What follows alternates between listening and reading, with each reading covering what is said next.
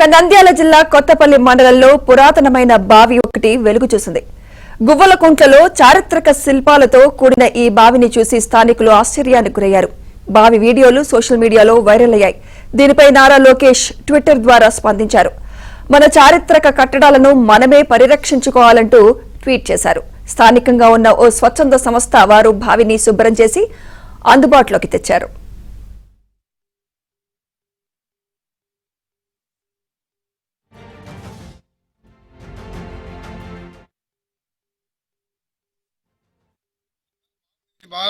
ఈ నీళ్ళే బావి నీళ్ళే అక్కడ ఎమ్మటి పూజ కొనబోతున్నారు. ఇలా మా పరిస్థితి క్షీణించింది.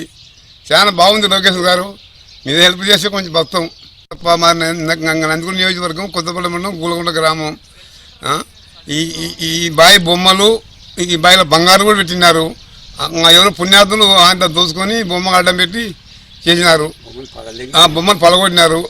బాగా గుంత కూడా తిన్నారు. గుంత కూడా ఉంది. కొంచెం అంతా మొత్తం సర్వం చూసుకోపోయినారు. ఉండేది శివాలయం కట్టించినారు. దండి ఉండేది అప్పుడు పొలం. ఇప్పుడు ఏం లేదు మాకు. మా పరిస్థితి చిన్న